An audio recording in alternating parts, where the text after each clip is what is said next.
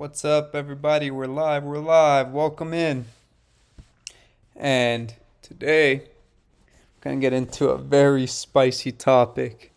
And so we're going to try to keep it as YouTube friendly as possible. But I hope that it could definitely bring you some awareness.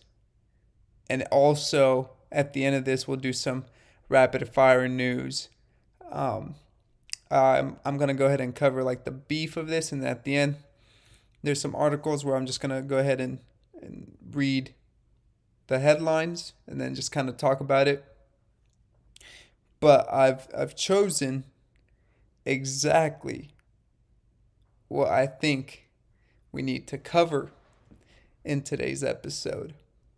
And so, if you have any comments, go ahead and put them down in the chat, and I'll try to get to them as soon as possible.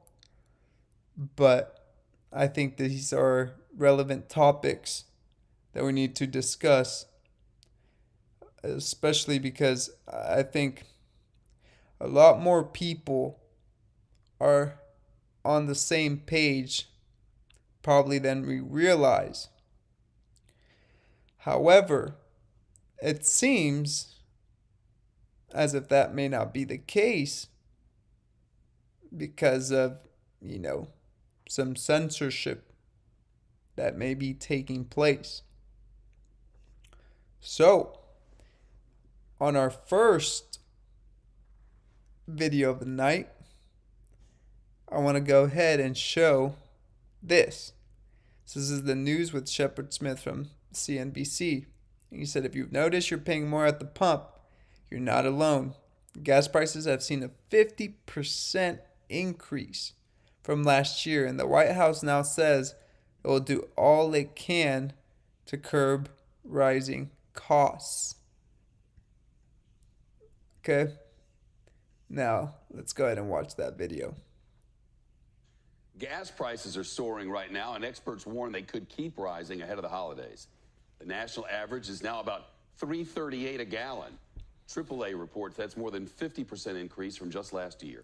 CNBC senior White House correspondent Kayla Tausche live in D.C. Kayla, has the attention of the White House, this clearly has it now, but what can they do about it? Well, Shep, the administration has said it will use every tool in its toolbox to curb energy prices, but it doesn't have many tools available. The Energy Department tells me it has no immediate plans to release oil from the country's emergency reserves or limit exports of oil and gas. Those are two options raised, but officials are worried they could do more harm. President Biden is now linked to higher prices at the pump. Look no further than this image from a Wawa in Claymont, Delaware. That's his childhood hometown. A recent CBS poll found 66% of respondents blamed the government for higher consumer prices, and 60% said it's not doing enough about it. The White House is talking to producers in the Middle East and investigating price gouging in the U.S., but energy-rich states like Louisiana, where agencies have enacted policies to limit drilling activity, they say it's a manufactured crisis. At the end of the day, I don't think that the administration can create a problem and then declare an emergency arising from the problem that it created and that it can avoid by simply changing its policies. That's not an emergency. That's a problem you created yourself. The White House's actions to combat climate change and inflation now at odds. And I think we're going to start seeing a lot of this narrative come into play.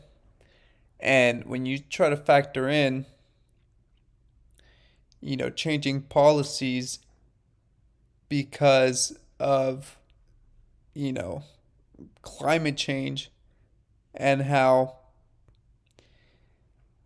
it can lead to severe consequences, that can become an issue. We've seen that the policies that have been inherited in Europe because of politicians and how they were trying to go green and get rid of fracking has led to what the current state these European countries are in. And I kind of want to reiterate, and it's important because through reiterating and bringing these talking points to the forefront, that's how people are able to remember and to learn. The way you get better at something and the way you learn something is from practice. So if you practice hearing it or doing it multiple times, that's how you learn. And so that's why I keep bringing up these issues, okay, and update it with different information.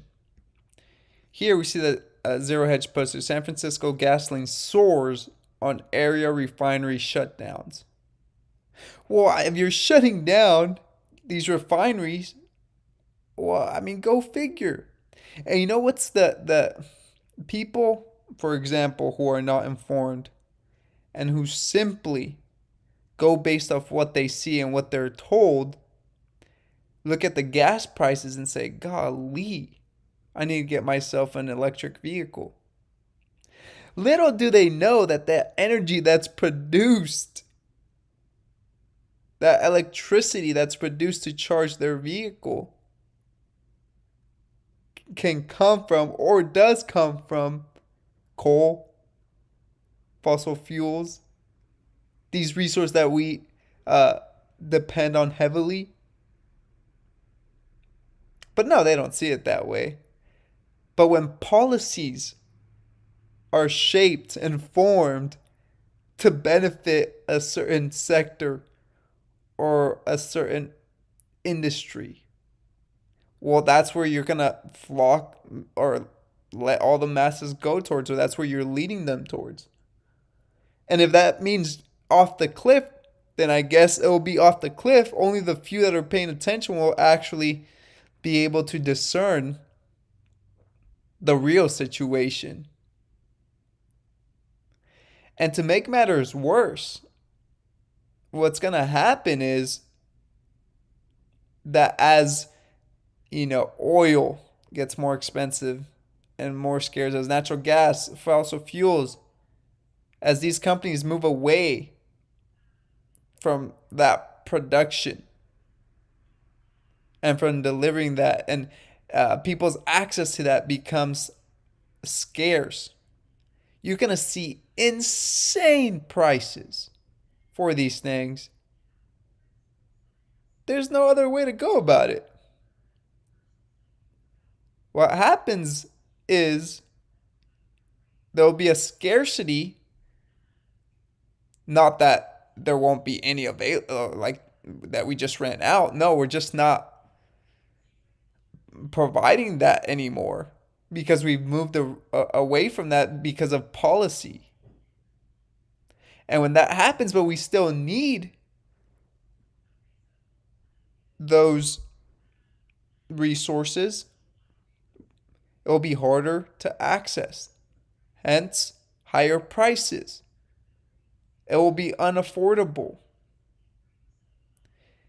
And if you look at California, right?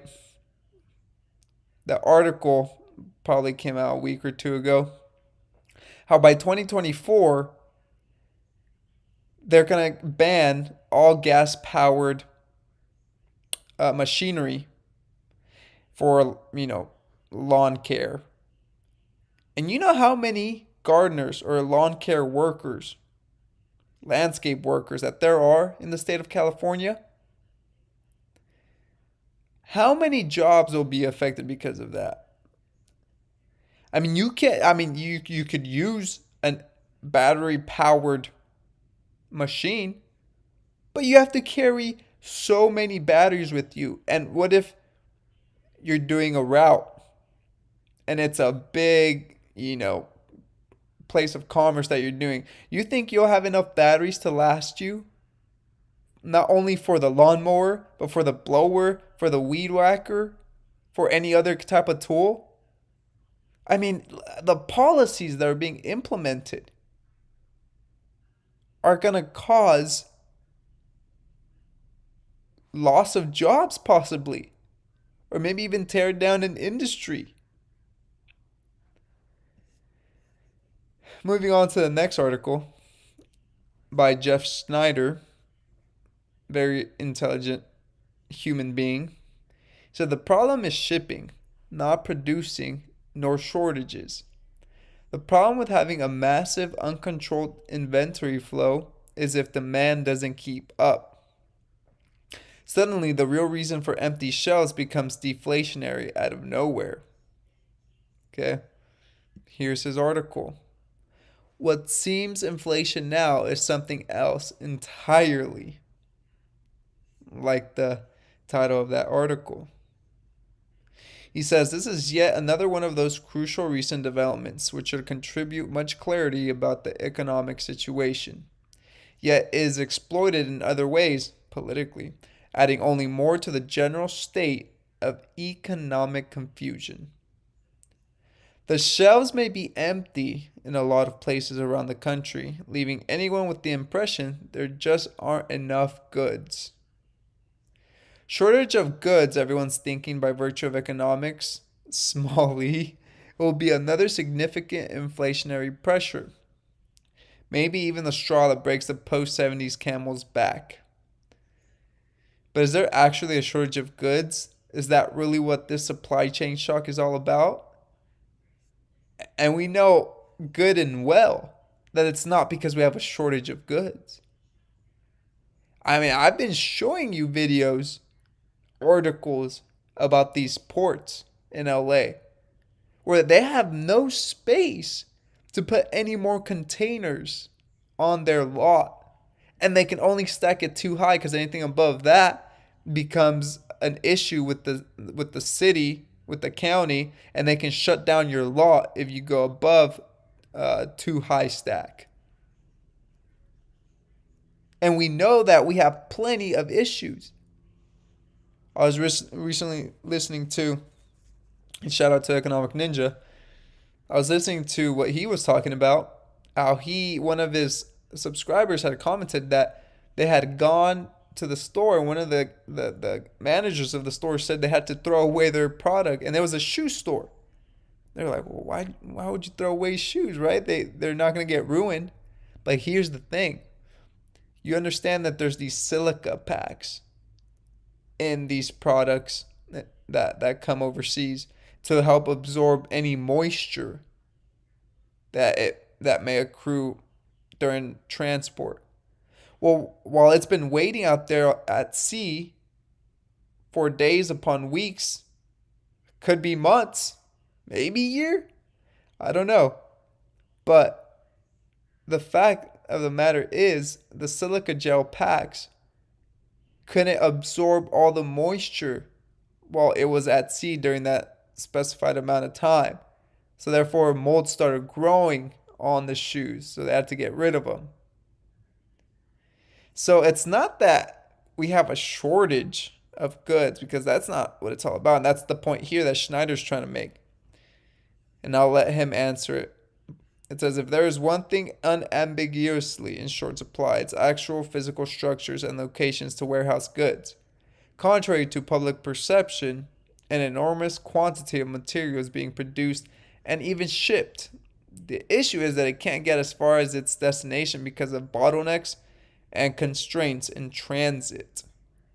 We know the truck drivers, right? We see what's happening there.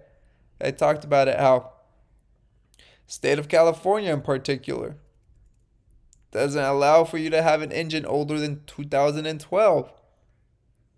And that's creating issues amongst truck drivers. And if that type of engine that they're requiring breaks down even more. But with the supply chain issues, if you can't get a part for weeks on end, maybe months on end, then you can't work. So you see these policies that I'm talking about? It's the policies that are being implemented. Could it be fabricated? I'll let you come down to that conclusion. All right, let's move on to the next topic. Pelosi confirms wealth tax on billionaires' unrealized gains is on the way. And I want to clarify this, that I believe there's no way that these billionaires are going to pay any tax. There's no way. What's going to happen is that all that they're going to tax is going to fall on the middle class. Middle class, lower class, all the above. And we're going to go ahead and pick up the tab. She says, we'll probably have a wealth tax, said Nancy Pelosi. They said new annual tax on billionaires' unrealized capital gains is likely to be included to help pay for the vast social policy and climate package lawmakers hope to finalize this week, senior Democrats said Sunday. And they want to impose an annual tax on unrealized capital gains on liquid assets held by billionaires. That's what Janet Yellen said. I wouldn't call it a wealth tax, but it would help get at capital gains, which are an extraordinarily large part of the incomes of the wealthiest individuals, and right now escape taxation until they realize. Folks, read between the lines. The people they're really trying to go after is every single working individual, because they don't want you to have time to even sit down and eat or breathe. They don't want you to be able to think and realize everything that's happening because you have to work so much. I mean, if you look towards the end of the Roman Empire, they were taxing the you know what out of these farmers, making it almost literally impossible for them to even continue. And that was towards the end of the Roman Empire. And so we see that the inevitable is for sure coming for this country. You can't expect something like this to keep going and not reach its end. So there will be great changes that are going to come. And you're seeing it unfold right before your eyes. But the only issue is people are getting used to the crisis. But if you're subscribed to this channel, you're not. You're well aware. And you're getting prepared for that. You're getting prepared for what you know is clear and cut. And you know that it's coming. All right, I'm going to give you a little bit of a perspective of what Janet Yellen said. Here, Charles Hoskinson, if you don't know, he's a Cardano founder. And he said, taxing unrealized capital gains, also known as how to burn your nation down in 60 minutes. Accurate. Accurate. Here's another individual. They're going to pump your assets by debasing currency and then tax your unrealized gains, which is absolutely, in my opinion, accurate. And here's Mike Maloney. If you guys don't know who that is a very smart man. And I believe what he's saying, that first, after this small inflationary period, we're going to see a deflationary period. And from that, we're going to get hyperinflation. So folks, as you start seeing this inflation period cool off and you see a deflationary period, make sure you prepare accordingly. Okay, and remember what I always harp on: food, water, and shelter. Those are the three most important things. Anything else is secondary because you need those basic needs to be taken care of. So, without further ado, let's watch this video. Well, I think what's under consideration is a proposal that Senator Wyden and the Senate Finance Committee have been looking at that would impose a tax on unrealized capital gains on liquid assets held by extremely wealthy individuals, billionaires. I wouldn't call that a wealth tax, but it would help get at capital gains, which are an extraordinarily large part of the incomes of the wealthiest individuals.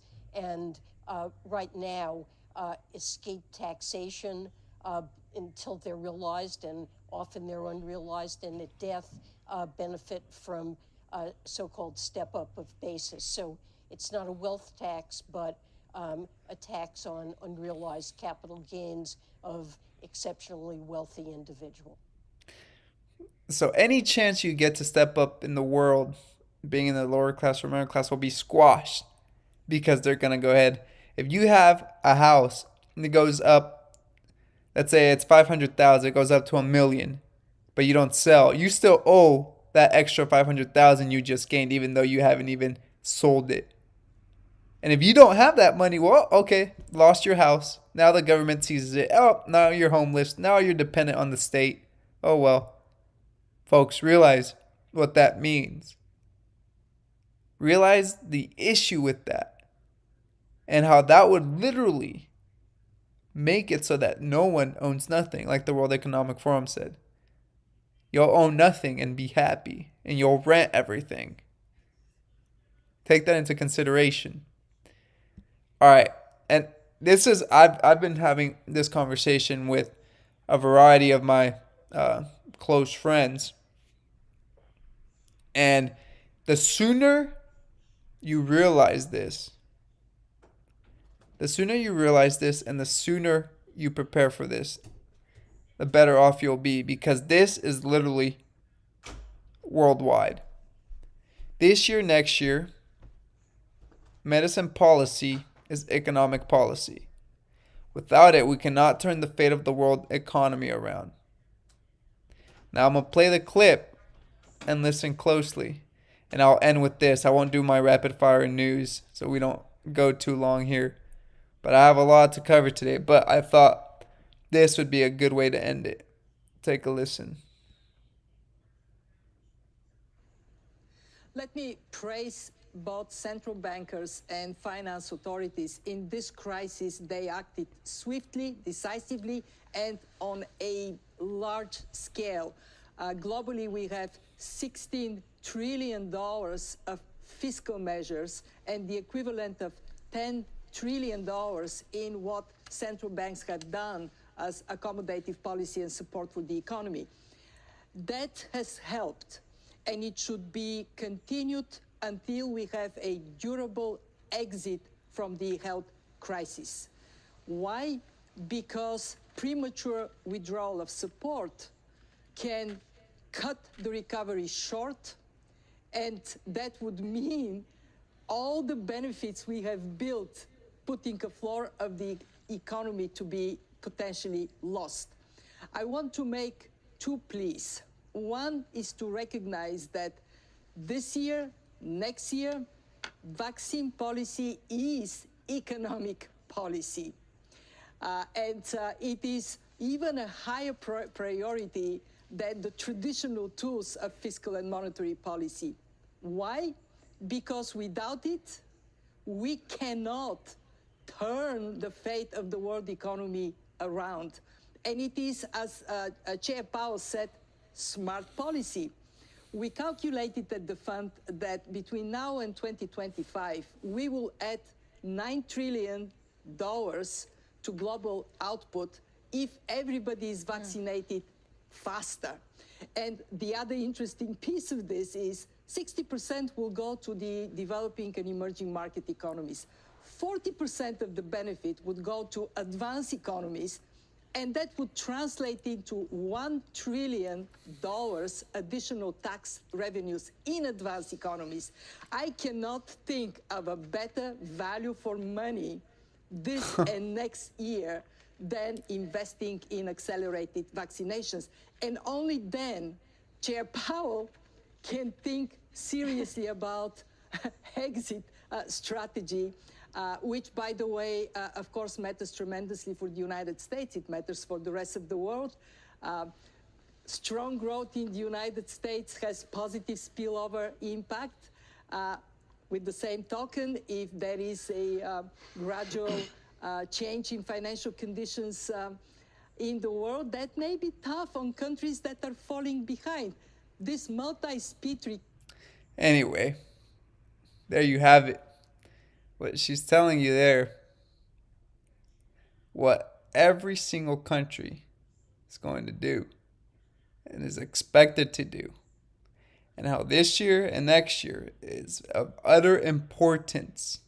So, with that being said, I hope this episode has informed you, brought you value, made you prepared and ready for what's coming in the coming months and years.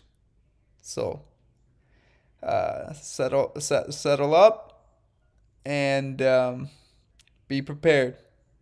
It's the Digital Podcast, and I'll see you